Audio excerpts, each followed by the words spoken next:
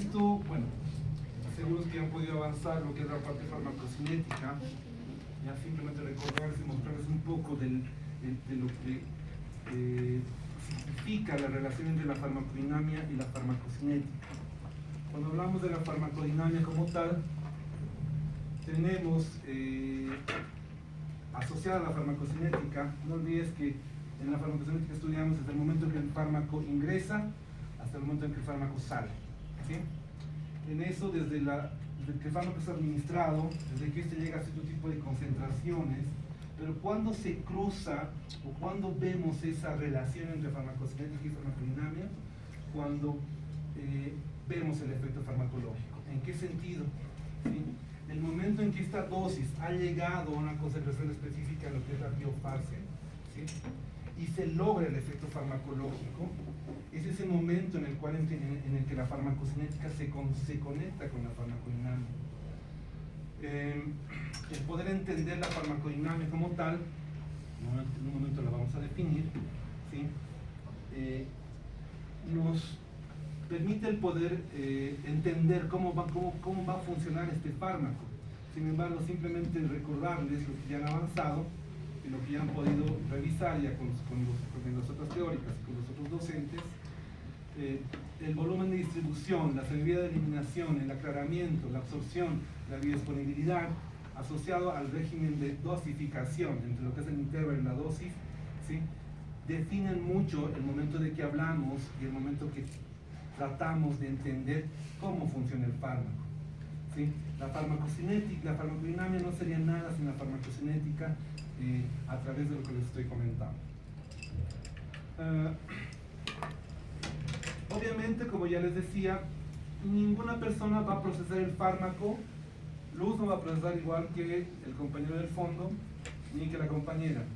Uno tarda más, el otro tarda menos, a uno le provoca una reacción adversa, al otro no, ¿sí? Esa variabilidad de respuesta y la variabilidad de poder absorber desde el fármaco y ver cómo este actúa, varía de una persona a otra. Los que van a escuchar, ¿no? No es que a mí no me hace efecto, pero a mí sí, ¿sí? O como cuando vamos y le echamos unos tragos, ¿no? Yo con 2 tragos estoy ya, el otro con 20 tragos para nada, ¿verdad? Es que es lo mismo. Esa variabilidad, ¿ya? Nos define el momento de poder entender tanto la farmacocinética como la farmacodinamia. Definamos farmacodinamia. Es aquella parte de la farmacología que va a ser los mecanismos de acción, ¿sí? De aquí para adelante, cuando te digan farmacodinamia, tú directamente piensas en mecanismo de acción, ¿sí? Farmacodinamia de las benzodiazepinas, mecanismo de acción de las benzodiazepinas. Farmacodinamia de los antibióticos, mecanismo de acción de los antibióticos, ¿sí? Es el mecanismo de acción de los fármacos y los efectos bioquímico-fisiológicos intracelulares, ¿sí? Podemos decirlo hasta moleculares, si me quieren entender aquello, ya que desarrolla el fármaco en una célula, en un organismo, etc. ¿Sí? En ese sentido también, el mecanismo de acción de los fármacos se analiza desde el nivel molecular, ¿ya? Y la farmacodinamia estudia cómo una molécula de un fármaco y sus metabolitos interactúan con otras moléculas originando una respuesta a lo que denominamos acción farmacológica, ¿sí? Entonces, de esa forma definimos lo que es farmacodinamia, ¿ya? Sigamos, por favor, vamos a ver algunas definiciones. Ya dijimos que es farmacodinamia, dijimos, veamos qué es mecanismo de acción. El mecanismo de acción va a ser el conjunto de acciones y efectos que generan una modificación molecular. El momento que el fármaco o el ligando se une a su receptor, este receptor desencadena lo que llamamos eficacia o la actividad intrínseca, todo ese movimiento intracelular es el mecanismo de acción, ¿sí? Ahora, veamos qué es el efecto. El efecto es la consecuencia final de esa unión que es clínicamente apreciable y a veces cuantificable. El efecto básicamente es lo que ves clínicamente. Puedes medir con la presión arterial, puedes medir con la temperatura, con la taquicardia. El efecto es la manifestación clínica del fármaco, ¿sí? Y el modo de acción es la serie de eventos que enlazan el mecanismo de acción con el efecto. Y ahora vayamos un poco más allá, ¿sí? Si bien la farmacodinamia es aquella ciencia que estudia el mecanismo de acción de los fármacos, ¿sí? Vamos a ir comenzando a hablar de algunos conceptos que son importantes, como este concepto que es el de receptor farmacológico, ¿sí? Si bien la farmacodinamia nos muestra los mecanismos de acción, tenemos que entrar a hablar de los receptores farmacológicos para poder entender el mismo, ¿sí? ¿Qué es un receptor farmacológico? Es un componente de una célula, algunos lo dicen macromolécula, ¿sí? ¿Ya? Que interactúa con una molécula iniciando una cadena de eventos bioquímicos intracelulares que generan efectos moleculares de respuesta. Son el principal objeto de estudio de la farmacodinamia. Es importante aclarar, ¿sí?, que la mayoría de los fármacos, o la mayoría de todo lo que vamos a estudiar este año, actúan a través de receptores. Pero hay otro tipo de situaciones, en que en un momento les voy a mostrar, que no actúan a través de receptores. Pero la mayoría de los fármacos en este momento, tienen que ustedes meterse en la cabeza, tienen un receptor donde van a actuar, ¿sí? En eso, tenemos algunos mecanismos que no están mediados por receptores. Por ejemplo, las interacciones con enzimas, los efectos osmóticos, los radioisótopos, la quelación, los efectos indirectos, ¿ya? Son mecanismos de acción que no están asociados, ¿ya?, al uso de receptores, ¿sí? En otras palabras, tenemos otros fármacos, como ser, ¿ya?, desde el uso de cierto tipo de diuréticos de tipo osmótico, como el manitol, ¿sí?, por ejemplo la colchicina, que actúa a nivel de la tubulina, ¿sí? Después, en el caso de los radioisótopos, los fármacos que actúan contra el cáncer, que directamente actúan en el DNA, no actúan sobre receptores, ¿sí? Pero esos son mecanismos que no están mediados por receptores. Ahora, veamos, cuando nosotros tenemos un ligando, cuando hablo de ligando me refiero al fármaco que va a unirse al receptor, ¿sí? A eso me refiero con ligando. Cuando tengo un ligando, tengo un fármaco que se une, ¿sí?, en un receptor, ¿ya? Este va a desencadenar una serie de acciones intracelulares. Va a estimular enzimas, va a abrir canales, va a generar moléculas transportadoras, va a activar segundos mensajeros, ¿ya? Todo eso, ¿sí?, ¿ya? Todas esas acciones, ¿ya?, se denominan eficacia, o se denomina eficacia. Para algunos otros autores se denomina actividad intrínseca. En un momento vamos a aclararlo. Sin embargo, una vez que se une el fármaco al receptor, se forma lo que llamamos el complejo fármaco-receptor, ¿sí? La mayoría de las veces los fármacos van a estar ubicados en la membrana celular, pero no siempre. La mayoría de las veces, los sistemas de segundos mensajeros sí o sí son a nivel membrana celular, pero tenemos otros a nivel citosol, tenemos otros a nivel nuclear, ¿sí? En eso es que tenemos que entender primero, ¿ya?, la naturaleza de los receptores farmacológicos. Si bien estas son moléculas con que los fármacos son capaces de interactuar en forma selectiva, ojo doctores, el momento que el fármaco activa un receptor, no solo activa un receptor. Si les explicamos eso en forma didáctica, es que va a llegar, va a activar el receptor tipo M1, este M1 muscarínico va a desencadenar todos estos efectos, es un ejemplo, es una forma de enseñarles. Ningún fármaco solo activa un receptor, activa una serie de receptores a la vez. Este receptor, si bien supongamos que es un canal iónico, ¿ya?, va a activar un segundo mensajero, va a activar un sistema enzimático, va a activar varias cosas a la vez. Es por eso que la farmacología aún es una ciencia que no tiene muchas cosas dichas, ¿sí? Aún seguimos estudiando, seguimos revisando, seguimos investigando, ¿sí? En eso, si bien el fármaco puede ser específico, fíjense el cuadradito que entra en la rendija. Si esto fuera redondo, no entraría, ¿verdad? En eso, doctores, en teoría hay un receptor para un fármaco, eso sí, pero ese receptor puede activar otros tipos de receptores a la par, ¿sí? Así que no nos quedemos simplemente con que activa solamente este receptor y punto. En ese sentido, hay mucho todavía por decir, ¿sí? En eso, cuando hablamos de los receptores farmacológicos y su interacción con los receptores, con los fármacos, ¿sí? Siendo esta la base de la acción farmacológica, hay que entender que los receptores son quienes determinan las relaciones cuantitativas entre la dosis y la concentración de un medicamento. Es por eso cuando hablamos hace un rato de lo que es dosis y farmacocinética y lo entrelazábamos con farmacodinamia, ¿sí? Y es que ahora me voy a saltar un poco y quiero mostrarles una grafita o un cuadrito. Es aquí que voy y que quiero mostrarles. Miren, el momento que tú tomas un fármaco, te lo has tragado, ha llegado a tu pancita, se está absorbiendo y demás. Fíjate, la curva que va a hacer el fármaco siempre va a ser esta, ¿sí? Lo has tomado, está comenzando a subir a nivel plasmático, sube y llega a su concentración máxima. Sin embargo, hay un punto que se llama la concentración mínima efectiva. Esta concentración mínima efectiva, doctores, es la concentración o la dosis mínima a la cual vamos a comenzar a ver el efecto farmacológico deseado, ¿sí?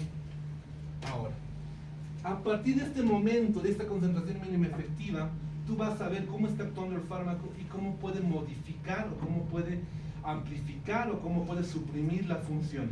Un fármaco, doctores, no crea funciones, ¿sí?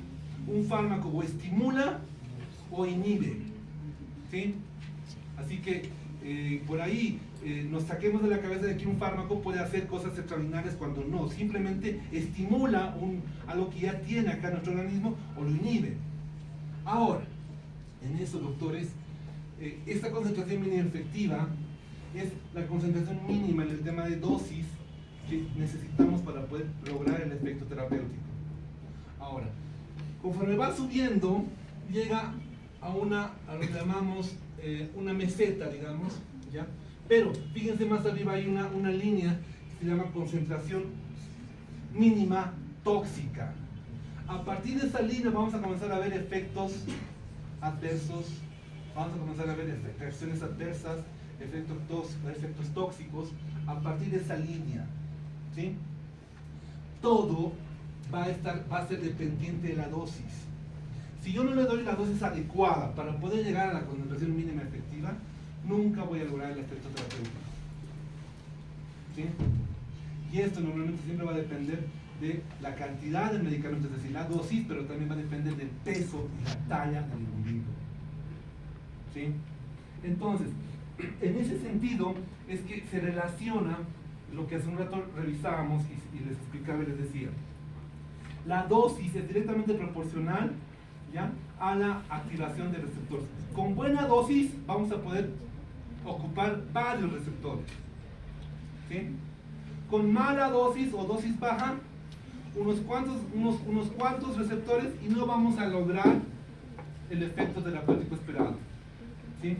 Si no llegamos a cubrir esto, no vamos a llegar a cubrir la cantidad de receptores que esperamos, ¿sí? Bueno, voy a ver qué de nuevo.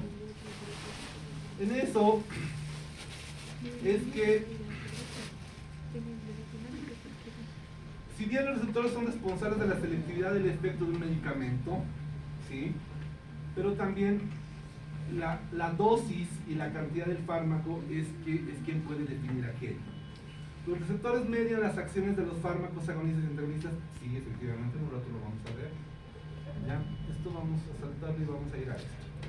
¿Cuáles son las respuestas funcionales a los receptores? ¿Qué hacen o qué generamos en el momento que activamos un receptor?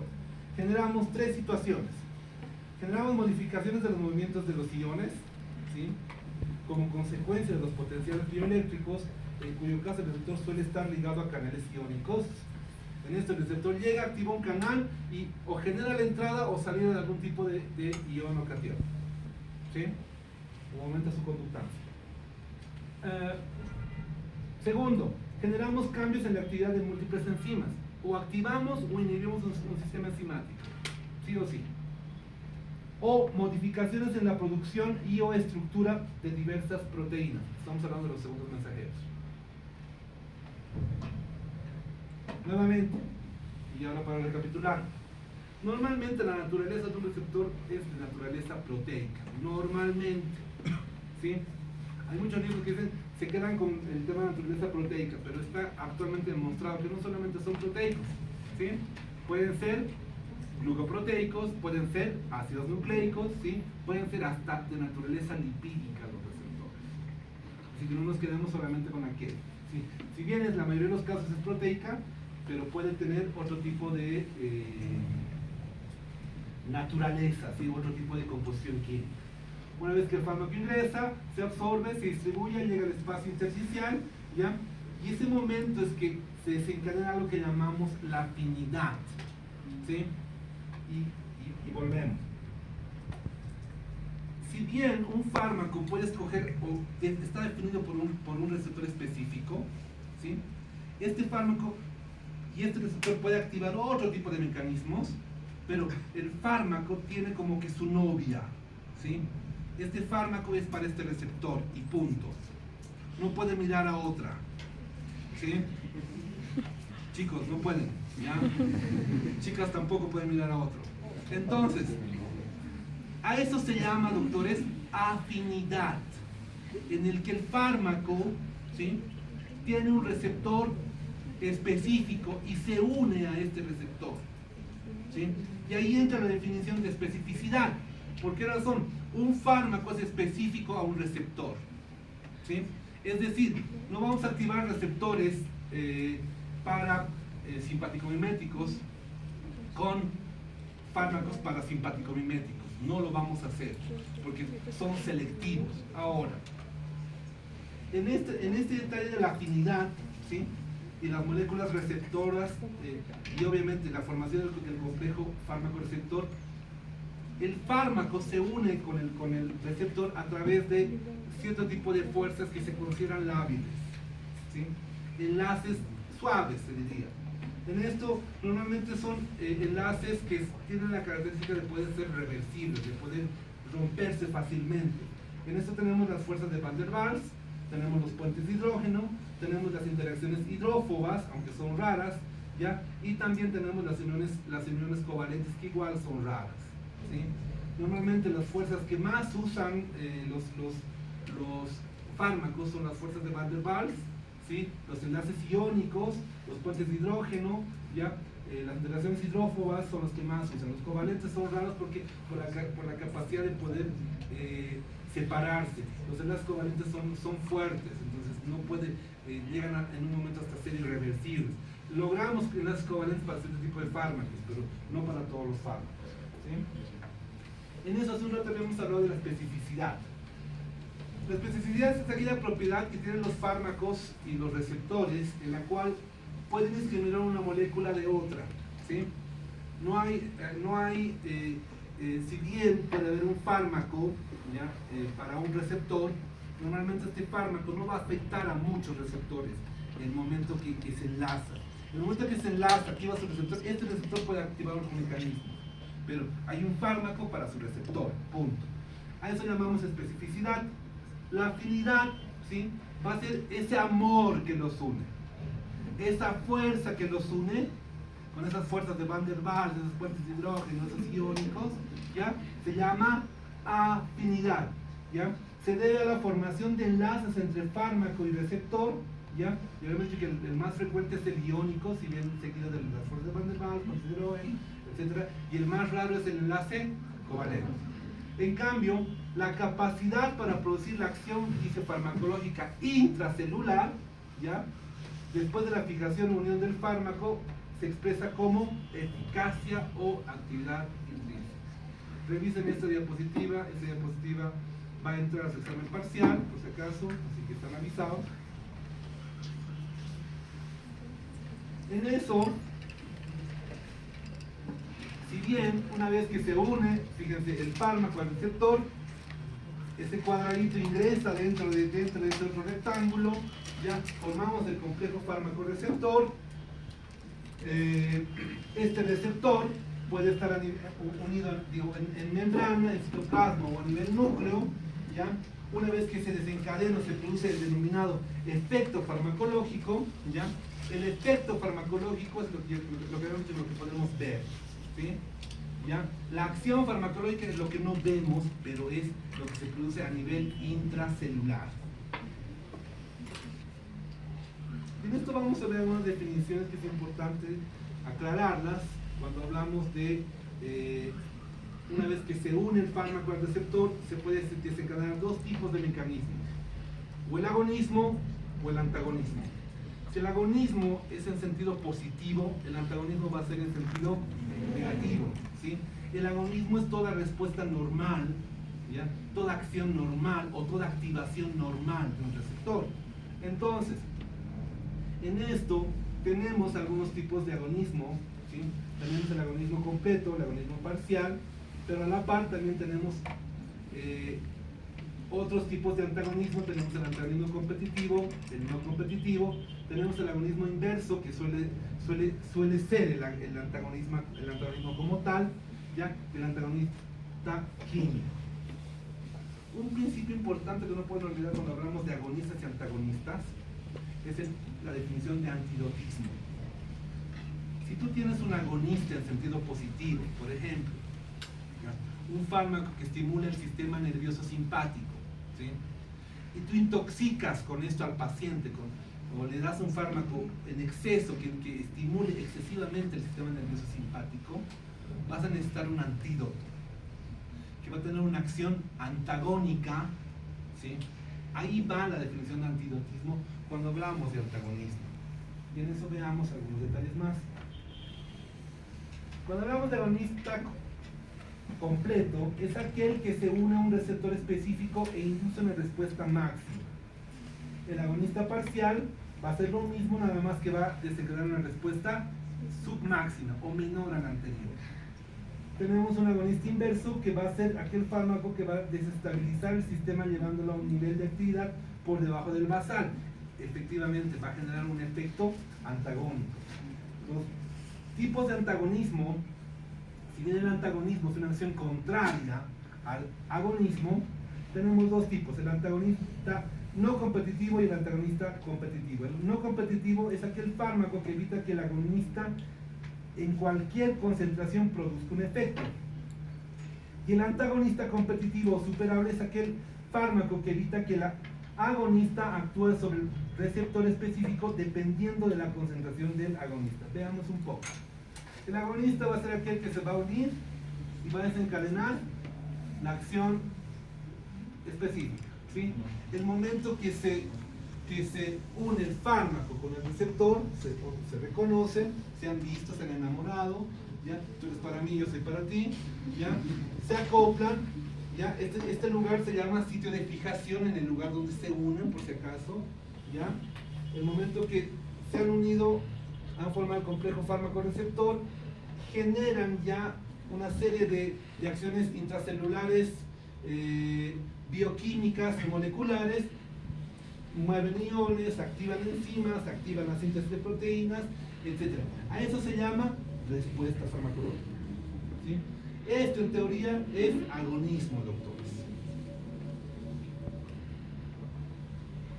¿Y a qué nos referimos con antagonista? Cuando el fármaco quiere unirse con su receptor, pero tiene otro antagonista que no le deja, que le bloquea, ¿sí? Si bien pueden haber los reversibles que se unen y pueden separarse fácilmente o desunirse, ¿sí? Ya tenemos los irreversibles para ciertos grupos de fármacos, en ciertos tipos de intoxicaciones, en el que es difícil revertir aquel proceso, ¿sí? La única forma sería probablemente una diálisis.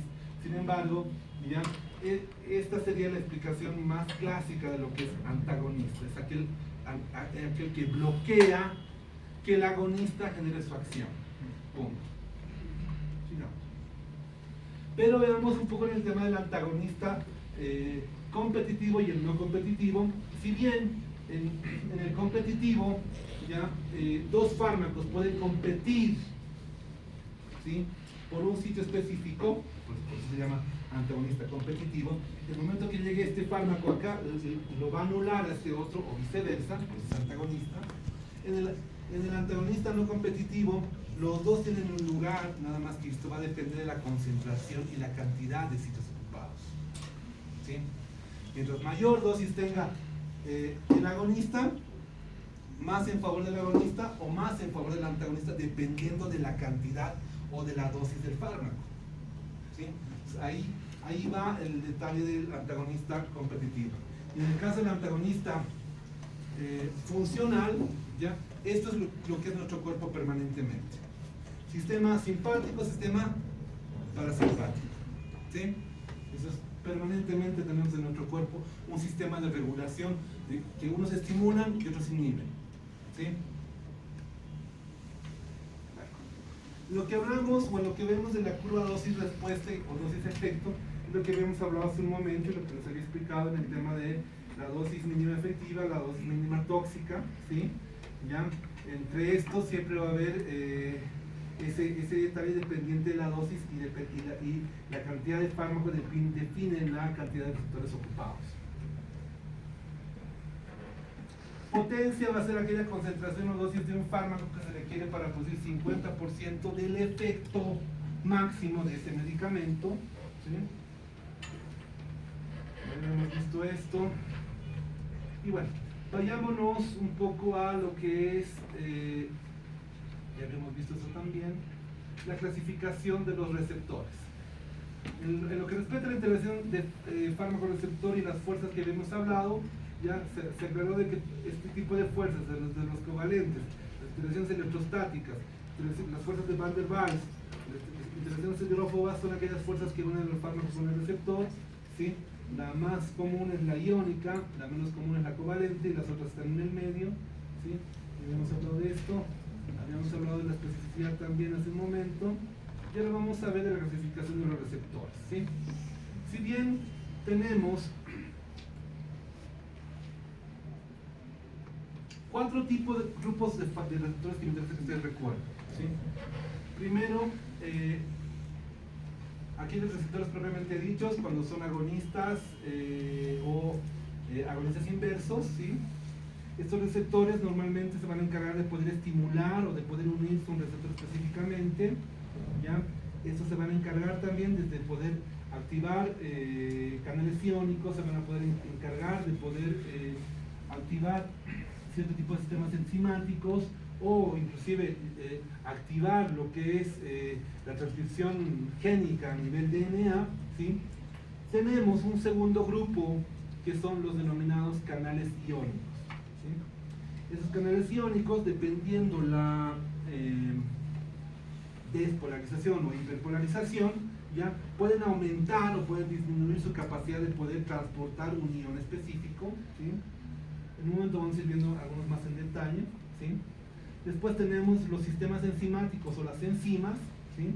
En el que el fármaco se va a encargar de poder activar un sistema enzimático como tal, ¿ya? O inhibir el sistema enzimático como tal, y generar la producción de este tipo de metabolitos para poder generar la acción farmacológica como tal.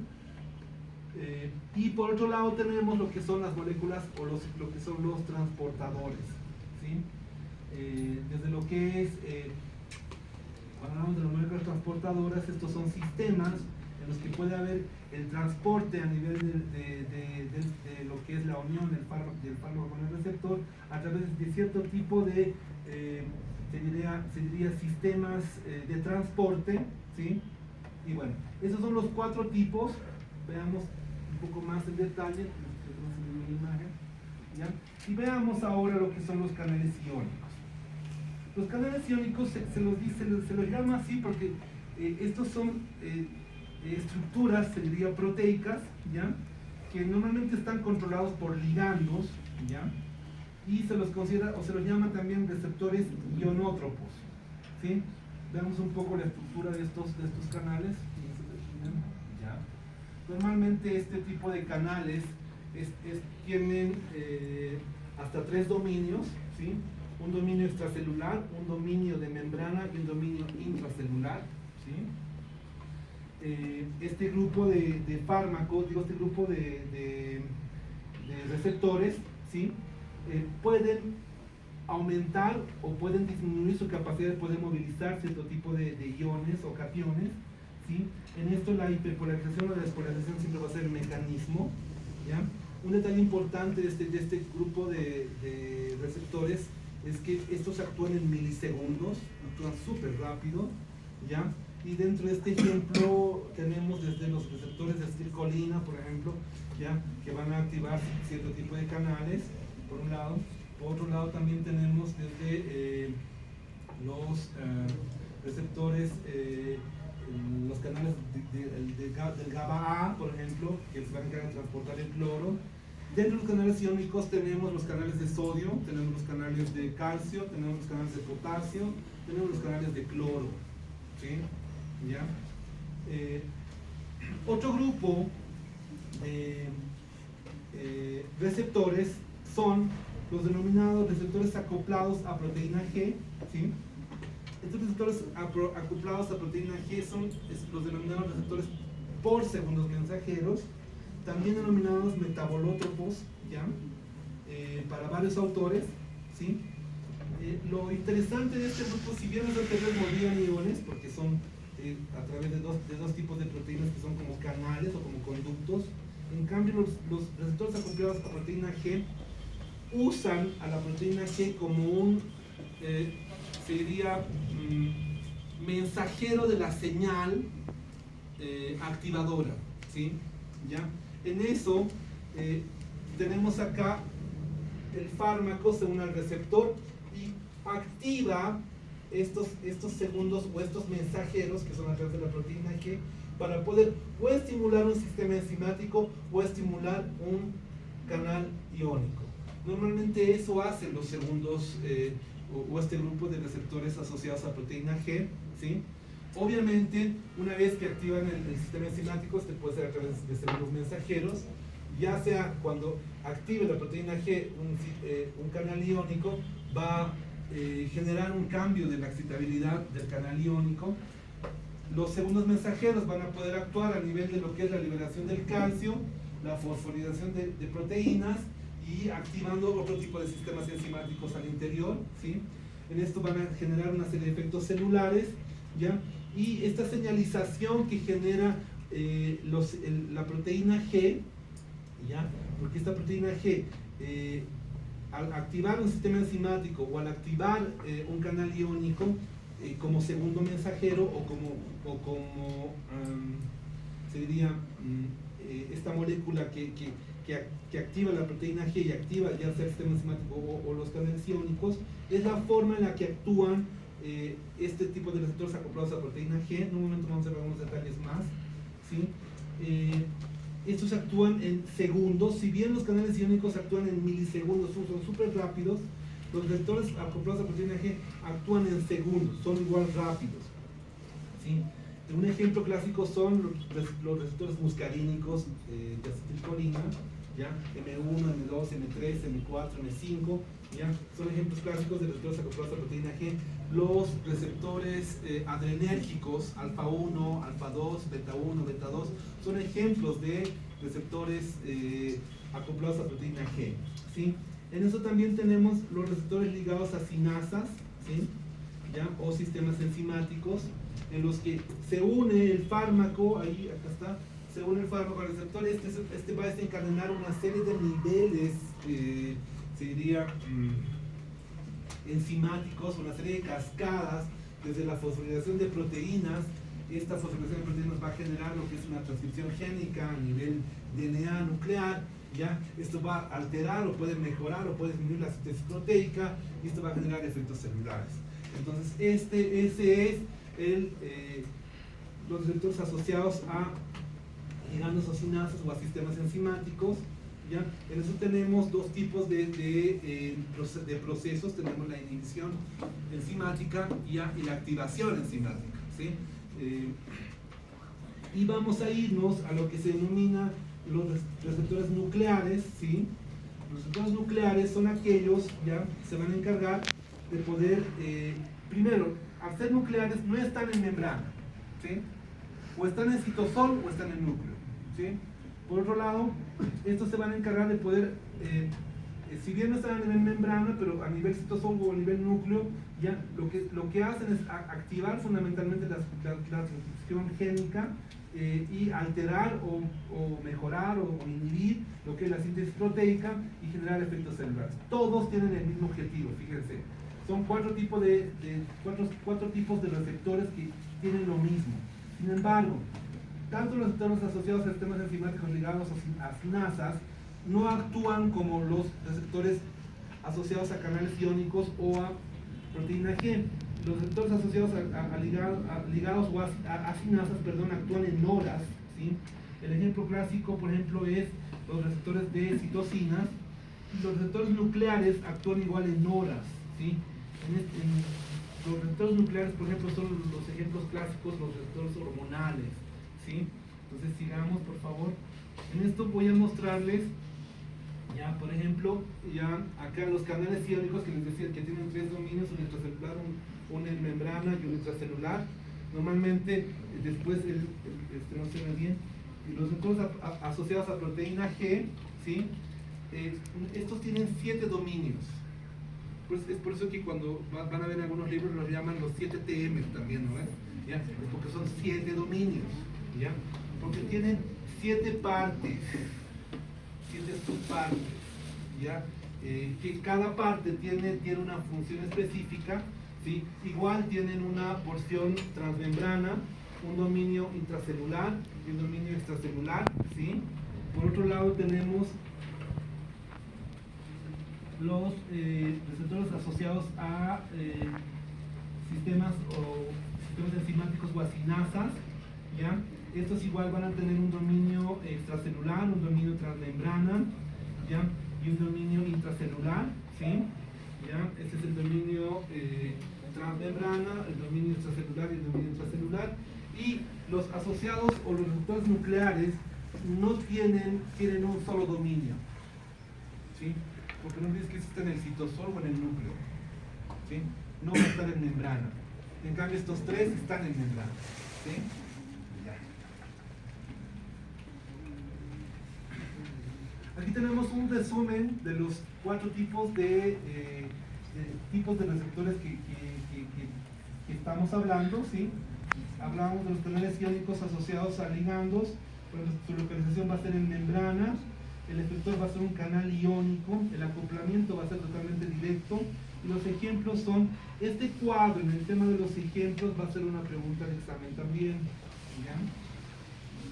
Tenemos el tipo 2, receptores acoplados a proteína G, este va a estar su localización en membrana, su efector va a ser un canal o enzima, su acoplamiento va a ser la proteína G o la arrestina, ¿ya? Los ejemplos, por ejemplo, los receptores muscarínicos, los cicorrinas, los receptores adrenérgicos, como habíamos dicho, ¿ya? En el detalle de los receptores de tipo 3, los receptores asociados a sinasas o ligados a sinasas, se van a ubicar en membrana, ¿sí? Su efector es una proteína sinasa, el acoplamiento va a ser directo, y los receptores de insulina, por ejemplo, son los ejemplos clásicos, los factores de crecimiento de citocinas, son ejemplos clásicos. Y los receptores de tipo 4, los receptores nucleares, son aquellos que no están en membrana, como lo habíamos dicho hace un rato, son intracelulares.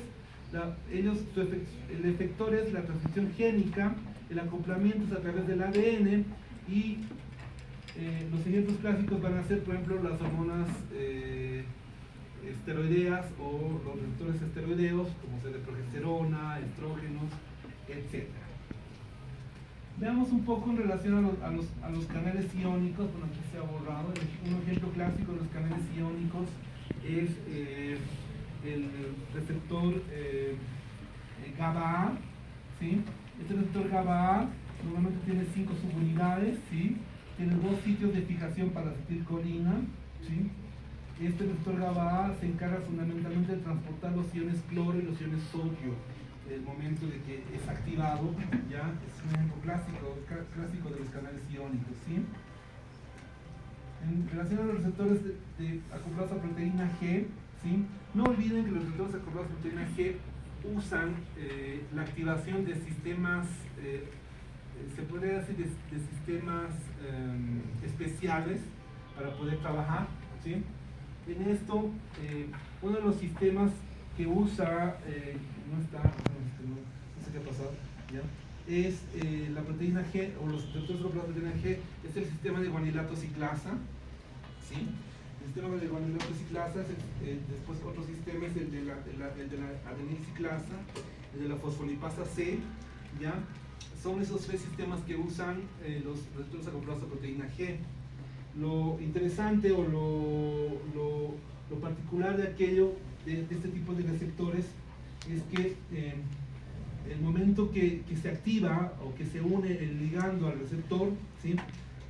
La proteína G, ¿ya?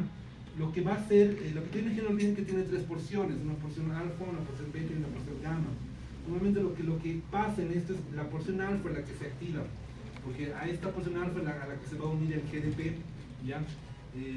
Una vez que se une el GDP se considera que esta porción alfa se ha activado, ¿ya? Y es que la proteína G a través del segundo mensajero está activado, ¿sí? Entonces este GDP se tiene que transformar en GTP para poder desencadenar el efecto real, ¿ya? Y es de esta forma que trabaja lo que es los receptores asociados a proteína G. En esto, dentro de las familias de receptores acoplados a proteína G, por ejemplo, tenemos la familia de la rhodopsina, ¿sí? No se ve muy bien. La familia de los receptores de la secretina y glucagón, la familia de receptores metabólicos, metamato y sensor de calcio, ¿sí? Son familias de receptores acoplados a proteína G. Si bien la proteína G es uno de los sistemas más usados dentro de la farmacología, y lo van a ver ustedes conforme vamos a ir avanzando los rotes, a partir del segundo rote ustedes van a ver cómo usamos todo lo que les estoy hablando, ya estoy tratando de dar un resumen de un tema muy largo. Sin embargo, así trabaja, o de esta forma actúa lo que es la proteína G. En eso, para finalizar, quiero poder hablarles de, cuando hablamos de lo que es los sistemas enzimáticos, ¿ya? Los sistemas enzimáticos o las enzimas activadas, tenemos dos tipos de procesos, uno que es la inhibición enzimática. La inhibición enzimática puede tener dos caras, como lo que es una parte reversible y otra parte irreversible, ¿sí? ¿Ya? La inhibición enzimática es importante, o tiene una importancia relativa clínica, el momento en el que el receptor se fija en el sistema enzimático, y la inhibición enzimática hace que el sustrato continúe activando el sistema, ¿sí? El momento que si esta inhibición enzimática tiene su importancia radica en aquello, pero cuando hablamos de la activación enzimática, ¿ya? Básicamente la activación enzimática está dirigida a poder activar el sistema enzimático y poder desencadenar el efecto farmacológico como tal. Por otro lado, cuando hablamos de moléculas transportadoras, que ya no pudimos hablarle porque creo que se arruinó mi presentación, no veo ya nada, hablamos de un fármaco puede llegar a unirse a un sistema de transporte, ¿ya? Normalmente generando lo que llamamos transporte activo primario, ¿sí? El transporte activo primario es aquel transporte que va a usar energía, que va a ir en contra de la interconcentración. Al decir usa energía, usa ATP, ¿sí? Y para poder generar el transporte, la unión de este fármaco con esta molécula transportadora, usa un sistema de ATPasas, ¿sí? Los sistemas de ATPasas son sistemas enzimáticos, se podría decir, ya, que ayudan a poder realizar este transporte. Tenemos 4 tipos de ATPasas, ya tenemos la T, la F, la P y la ABC, ¿sí? Quiero finalizar con aquello y bueno, pedirles por favor, yo les voy a entregar esta presentación de la cual todo va a salir de este sistema de hidrato ciclasa que usa el sistema, el sistema de segundo mensaje de proteína G, ¿ya? El otro sistema que usa el sistema de proteína G es el sistema de fosfolipasa C y fosfatidilinositol. Y bueno, eso era lo que quería poder explicarles el día de hoy. Este es un resumen de lo que hacen el sistema de guanilato ciclasa, de hidrato ciclasa y fosfolipasa C en torno a cómo actúan, ¿sí? Y bueno, con esto yo finalizo la clase, simplemente recordándoles de que el tema de farmacodinámica es un tema súper tedioso, súper complejo, súper agotador. Sin embargo, la idea es que ustedes puedan entender un poco de cómo actúa el fármaco y cómo se supone que actúa. Aún estos procesos, doctores, están todavía en investigación, muchos procesos. Hay procesos que hace 6 años atrás funcionaban de una forma y ahora funcionan de otra forma, ¿sí?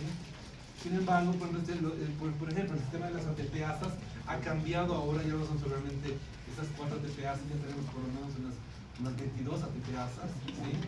Entonces, contarles de que este tema es súper complejo. Sin embargo, espero que haya podido aclarar alguna situación que haya quedado suelta por ahí. En este momento me pongo a disposición si alguno de ustedes quiere poder aclarar algún tema en cuestión. Y bueno, con esto finaliza la clase. ¿Preguntas, por favor?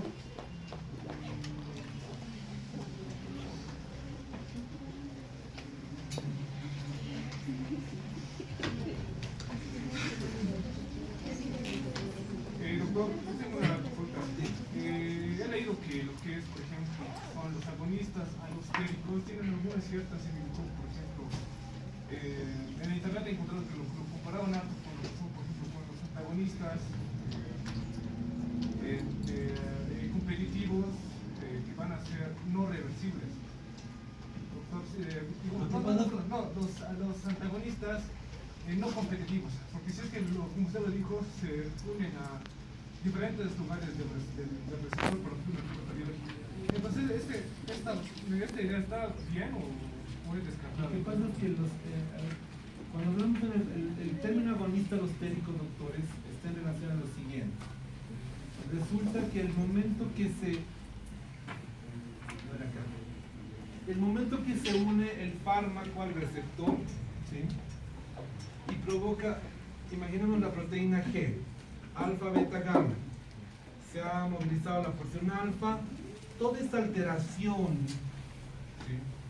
Toda esa alteración de la estructura trimérica, dimérica del receptor, ¿sí? Se llama modulación alostérica, ¿sí? Sin embargo, en este detalle del antagonismo alostérico, ¿sí? Normalmente el doctor Jonás va a estar en función a esta alteración dimérica y trimérica, ¿sí? Voy a insistirles en que este tema es medio peludo, pero simplemente tal vez, Johan, recordarte y decirte de que en el detalle de lo que es el agonismo, para un sentido, si tú lo miras de este lado el agonista, para el otro sentido puede ser antagonista. A eso se refiere en el caso del antagonista alostérico. Cuando hay una modificación de la estructura tridimensional del receptor, ¿ya? Dependiendo del sitio de acción, puede generar un efecto antagonista también. Entonces, bueno, eso es lo que yo puedo explicar en torno a lo que Johan comentaba. Y si tienen alguna otra duda, por favor, la aclaremos ahora.